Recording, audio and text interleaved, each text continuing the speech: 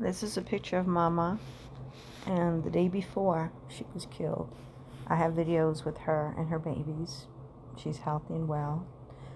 She was thin because she had just nursed 6 babies, and I had taken the babies, was weaning the babies. So I let her spend some time with her, but I didn't let them nurse her, and then I separated them. The following morning, when I went out to feed the babies, which I do first thing in the morning, and I saw her in the other pen, and she had been killed. She did not die of natural causes. She was healthy and well, and I'm going to post that video to show that just the day before, she was fine. She was fine. So that video will be posted. Along with Mama, I never named her, I only called her Mama. We rescued her, pregnant. She needed a place to go. I had never raised baby pigs before, but I had miniature pigs. My children did when they were kids. And so we'd taken her in pregnant and gone through her whole pregnancy with her and the birth of the babies. And the babies were 8 weeks old, so they were weaned, fully eating food and everything. And then Mama was killed. And so also Charles, my big, beautiful, I think the name is called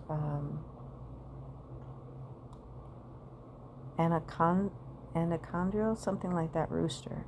It's a game breed of the birds. And he was gorgeous. He had 4 wives. They killed him. And again, he was in a cage that had to be opened, that had locks on it. They killed him and didn't kill his wives. And that's what they've been doing. They've been picking select animals to kill. Charles was completely tame. And so I would give him extra treats because he liked to eat from my hand, and he was just super friendly. He was one of my favorites. And Mama, I gave her a lot of attention.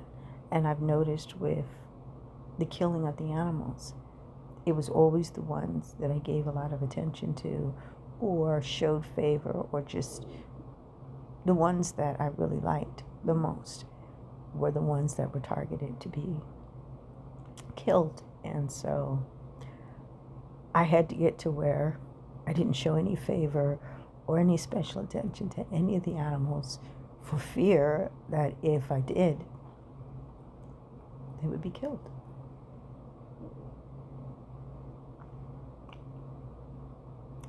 So this day, all the animals were set loose, which many times have been the case, where a lot of times, even in the middle of the night, all the animals are set loose, and I'm in the middle of the night, and the sheriff are helping me round up the animals and put them back. So the morning when I woke up to feed the babies and came out to feed the babies, I saw that all the animals were loose. And I fed and watered the babies first. And the mom was still in the nursery area. She was just in a different pen, isolated away from them, because they, even though they were weaned, kept wanting to nurse off of her. And it was time for them to stop nursing off of her and her to gain her full body weight back. So she was separated from them, but I could see right over the side of the pen area that she was in that something was very wrong. That's why the videotape of me showing that the animals were loose abruptly ended, because I saw her, turned off the camera, and went straight into her pen to see what was wrong and if it was something I could help her with, but it was already too late. But having that fear of every time I leave the property, something's going to happen, something bad. It could be to an animal, it could be something destroyed, it could be a fire set on the property, is ridiculous. And then dreading coming home, not knowing what I'm coming home to. And then even when I go to bed at night, I'm there. This is less than 10 feet from my trailer. people are coming in the night and hurting the animals. And we have security cameras. They know how to navigate around them, so I keep moving the cameras around and adding additional lights.